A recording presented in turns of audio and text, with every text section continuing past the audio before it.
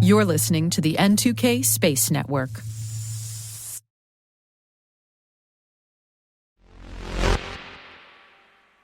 Some nice news for a Friday with a great headline from NASA. Partners extend International Space Station for benefit of humanity. Yep, after more than 22 years on low Earth orbit, the ISS mission extension has even more of the support it needs. Russia has now confirmed that they'll continue supporting the ISS through 2028, and the US, Japan, Canada, and participating ESA countries have all already affirmed their support as well through 2030.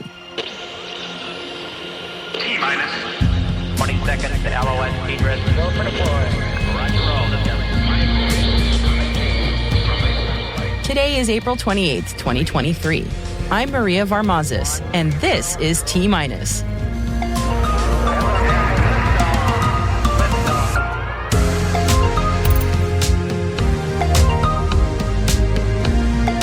Russia extends ISS cooperation until 2028. China to create its version of the Artemis Accords. JPL engineers extend the life of Voyager 2 yet again, and more. Our featured interview today is with friend of the show, Christina Korp, the Astronaut Wrangler, on her organization Space for a Better World and her efforts to inspire and educate people from all ages and walks of life about the ways that space technology can help save our planet. You really don't want to miss it, so definitely stick around.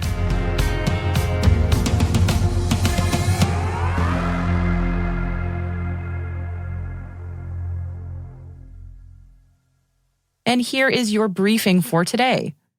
As you heard at the top of the show, the International Space Station just got firm support from Russia after weeks of concern that Roscosmos might be leaving sooner rather than later. NASA had already said in the past that the U.S. would extend the ISS mission to 2030 with plans to deorbit the station in 2031. That hasn't changed. It's Russia's formal statement of support through 2028 that's the news here, and it's what everyone's sort of been holding their breath about, especially when previously Yuri Borisov, Director General of Roscosmos, had indicated that Russia might be leaving by 2024. So this news means that the ISS will stay quite busy through 2028, and even after Roscosmos departs, the US, Japan, Canada, and various ESA countries will maintain their support through 2030. Roscosmos' Yuri Borisov sent a letter to fellow ISS partners to let them know the good news, and here's a rough translation. I hereby inform you that the government of the Russian Federation has approved the extension of Russia's participation in the International Space Station program until 2028. The ISS program is the largest and most successful international space project, and I am glad that such a unique laboratory will continue its work and contribute to the realization of the most daring ideas of mankind in space exploration. The ISS has been the place for microgravity science experiments, over 3,300 of them so far by NASA's count. All those experiments have been for all manner of scientific disciplines since the ISS launched in 1998. So this mission extension to 2028 and 2030, no question, it's great news for science. And speaking of international collaboration, the China National Space Administration has announced it's forming a group to coordinate work on the International Lunar Research Station that it is spearheading. That group is the International Lunar Research Station Cooperation Organization, or ILRSCO, perhaps IRLESCO? It's expected that existing signatories of the Asia-Pacific Space Cooperation Organization, or APSCO, will be a part of this. So that would include China, Bangladesh, Iran, Mongolia, Pakistan, Peru, and Thailand. And a number of other countries have also indicated interest in some capacity, including Russia, Argentina, Venezuela, the United Arab Emirates, and Brazil. As more countries sign on to the Artemis Accords, it'll be interesting to see who also formally signs on to the ILRSCO and if there will be any overlap. And we'll know soon enough, as China is expecting initial signatories by or before June. And they want to be clear, the ILRSCO is open to everybody, says Wu Wei-ren, Director General of Deep Space Exploration Lab, or DCEL.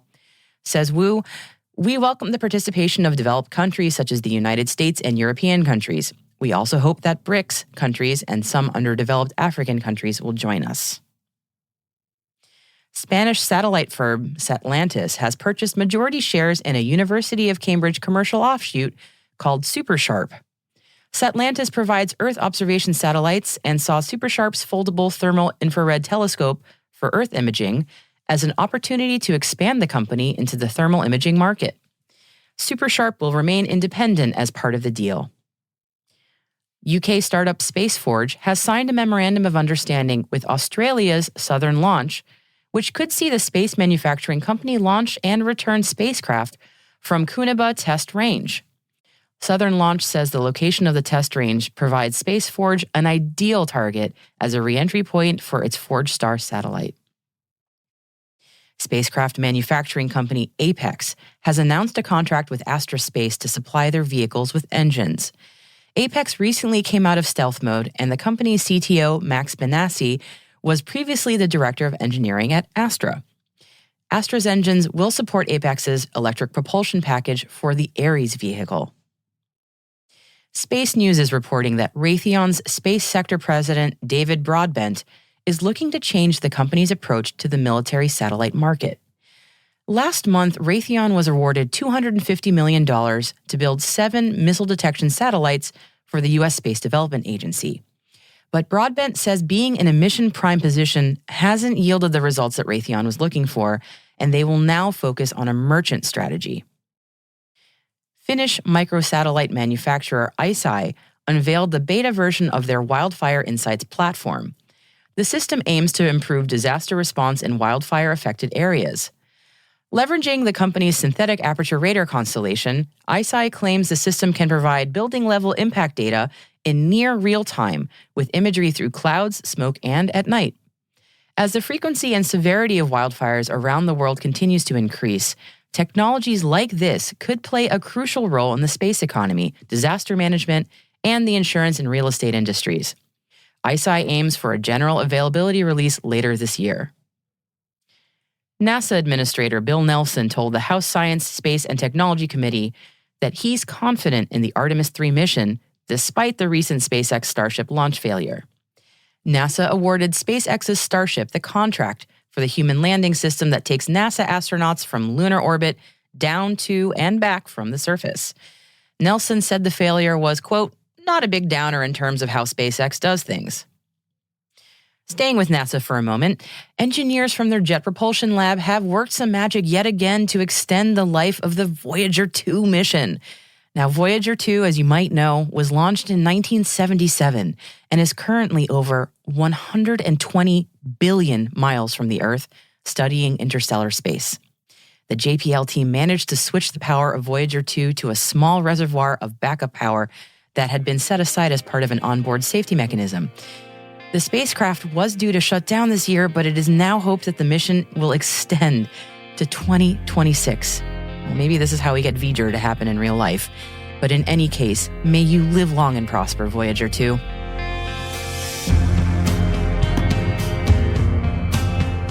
And that's it for our briefing today.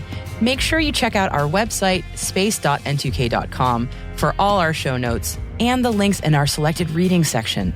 We like to include a few extra stories that we were unable to cover in our daily briefing for your reading pleasure.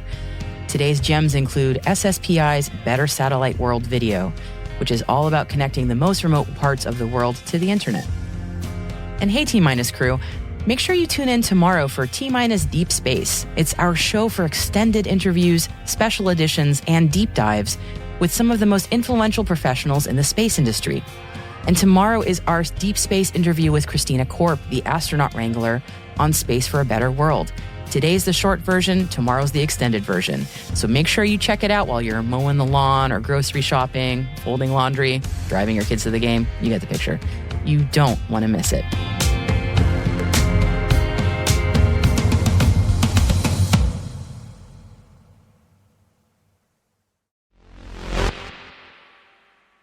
Those of us who really grok space could probably stand to do a better job of explaining to the broader public not just what's happening in space, but also why it's happening and why it means great things for all of us on Earth.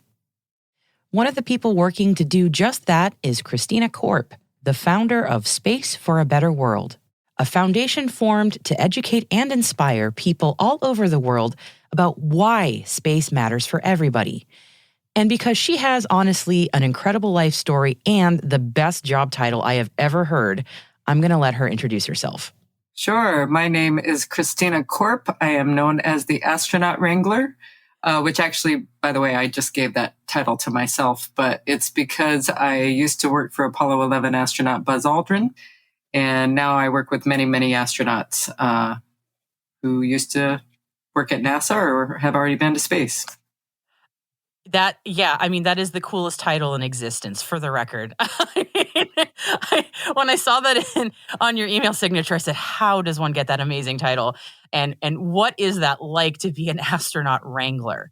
Well, and to explain why it's an astronaut wrangler is because during all the years I worked for Buzz, people would call me up and say, since you're the astronaut whisperer, and I'm like, whispering is not the word. And there have been some people too, by the way, who are like, oh, that's so disrespectful to astronauts to say you have to wrangle them. And the astronauts are like, no, accurate. It's totally accurate. So, yeah, I would say, I imagine they're very busy people. So, and as are you. So I would think wrangling makes a lot of sense in that case. Well, and they're very, there are many different kinds of personalities. Just like anybody, astronauts come in many, many different molds. And so, and look, they're all accomplished people and they're all very confident people. So, they're often experts in their own world, their own field or whatever, but I know what I'm doing when it comes to what I'm trying to help them with. And so, sometimes there's a little bit of wrangling, but for the most part, I try really hard to work with the astronauts that I think are really good people who have a shared purpose with what I try to do through my foundation. For people who don't know me, it's helpful to know that I came from the music world. And I just kind of had this crazy rock star lifestyle of singing in front of 200,000 people in live concerts. And also recording, and that was my life. And then I wanted a quiet, boring life for a little while because I had this total rock star lifestyle. And I went to work for Buzz Aldrin. I answered an ad in the Hollywood Reporter, and it was one of these things where I had no idea what was going on in space. I just was looking for a job that I thought was going to be a good, more quiet, simple job compared to what I had been doing. And I had no idea what I was getting myself into. And it opened me up into this whole world of space and hanging out with Apollo astronauts. And so it's not a conventional avenue to space. As the 40th anniversary of Apollo 11 came up, because I started with him in January of 2008. And 2009 was the 40th anniversary of Apollo 11. And things really started ramping up to celebrate that anniversary. And that's when I started thinking, well, maybe I have an opportunity here to bring my entertainment skills to try to amplify his vision, but in a way that people like me could understand it. And so that's kind of what has led me down this path now in my own, new mission, so to speak, of how I married the entertainment side of me along with the space world now. That is a fascinating story. And I think it's so important that people understand that every path into a career does not have to be this linear thing, that no experience is ever wasted and we can bring our full selves to the table. And I love that you've got Space for a Better World, your foundation, where you're doing that. You're bringing all these facets of your experience together. Can you talk a little bit about what your foundation is, what it does? Yeah. So I came up with the tagline of connecting the space curious to the space serious, because I came from the world of the space curious, but then I entered this world of the deep space serious, of dealing with, guys who walked on the moon, but also space agencies and heads of aerospace companies and just really major decision makers in space. And so, and then aside from that, always hearing moon landing memories, being with guys who walked on the moon, I became the keeper of the moon landing memories. I just heard thousands of them, and realizing, wow, I have a responsibility here. I'm in a unique position of hearing these stories that for the guys was just their reality. But then I realized, wow, this is people pouring out their hearts and souls about what the first moon landing especially meant to them and how it kind of lit this spark within them of believing they could do something that they didn't think was possible for themselves before. So that's really what kind of has led me to Space for a Better World. So it's a combination of doing outreach to inspire young people and people from a lot of different backgrounds to believe that there's a place for them in space. And I'm living proof of that, having come from where I came from. But then also realizing I have maybe an opportunity to educate even people who are big decision makers for companies or even in countries. That's something that I realized when I went to the World Economic Forum in 2019 and again in 2020, just before the pandemic, is how little a lot of those decision makers who say they want to save our planet know is at their disposal through space, like that there are tools here that are really valuable to help some of the world's biggest problems. And I really feel that space is the place for those solutions. So that's what I'm trying to do, is help educate people and create content and do outreach and speak about it whenever I have a chance. I feel like historically we've done, those of us who are enthusiasts or work in the industry in any capacity, we haven't done a great job at sort of selling, for lack of a better term, why going to space matters. Why have we not done as good a job as maybe we should be doing? What's interesting is I just was talking earlier with Nicole Stott, the NASA astronaut who I work closely with and is a major partner in purpose with me on Space for a Better World. The interesting thing about the Apollo era is they did a fantastic job of marketing going to the moon. Like, they really got not just America, but the whole world on board with the idea of this exciting endeavor of going to the moon. And so it's just since then, I think there hasn't been the greatest marketing and messaging in a way that people understand the value of what they've gotten from that. I mean, the return on investment is so beyond measure that hardly anybody's, I don't even know if anybody's ever truly done it. And we're talking thousands and thousands upon times of what we put into it has been given back to the world. And so, what I'm trying to do through Space for a Better World is kind of show people that. So, for instance, everyone takes for granted that they have a little computer in their hand that lets them talk to anyone in the world with no delay.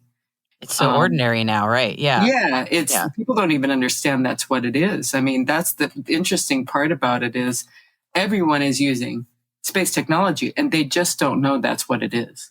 So trying to bridge that gap, that's what I really feel like, okay, maybe me and the astronauts can help bridge that gap.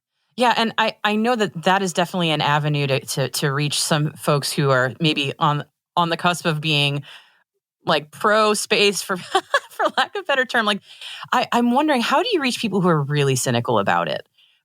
Well, I think what it comes down to is, everybody cares about something, right? So you have to figure out where you can meet them at the point that something matters to them. And so often the people who are saying, oh, why are we spending money on space, will say, oh, I'm an environmentalist, or I'm worried about climate. I'm worried about these things, with climate change. And the ironic thing is, they'll say, I can't worry about space. I've got to worry about that. And I'm like, well, first of all, we live on a planet in space. And it's not this faraway place that has nothing to do with us. Space is all around us, first of all. Second of all, it's actually NASA and the European Space Agency and all the different agencies that are giving you the climate data. That's where it's coming from. It's not just some nebulous thing, out in the universe. We're just learning this. It is the space people who are providing that data and are working in cooperation with NOAA, the National Oceanic and Atmospheric Association or Administration. And it's not a separate thing. That's what I think it has to come down to, is you find something that people care about. I met some people back in London last year who care about animals. And so then I said, well, so did you know that they're using AI with satellites in orbit that are able to track, say, like the gorillas or endangered elephants easier from space than on the ground? Because it's easier to police the poaching efforts or keep track of the animals using AI in orbit than it is with just people driving around on the ground. So that's where I think if you can meet them at the place about the thing that they care about and show them how space can help that particular thing, I mean, that's where I feel like I'm starting to get more people to understand the value or at least not be opposed to it. And this was just about half of my conversation with Christina. You can hear the whole thing tomorrow on our special edition called Deep Space. And trust me, you want to hear the whole thing.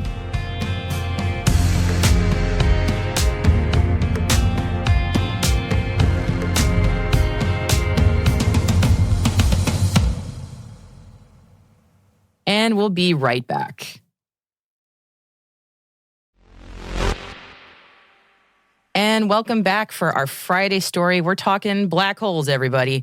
Now, if you've ever had to present to students about space, then you know that they are all obsessed with black holes. And who wouldn't be, right? They're really cool, especially since NASA released the first image of one in 2019. Now, a new image of a supermassive black hole has been obtained using 16 telescopes at various locations on Earth. A black hole, as you might know, is a region of space-time where gravity is so strong that nothing, not even light or other electromagnetic waves, have enough energy to escape its event horizon. So it comes as no surprise that this new image shows violent activity going on in the region. The black hole pictured resides at the center of a relatively nearby galaxy called Messier 87. It's a mere 54 million light years from Earth. Go and check out the image in the link under our selected reading. It is super cool.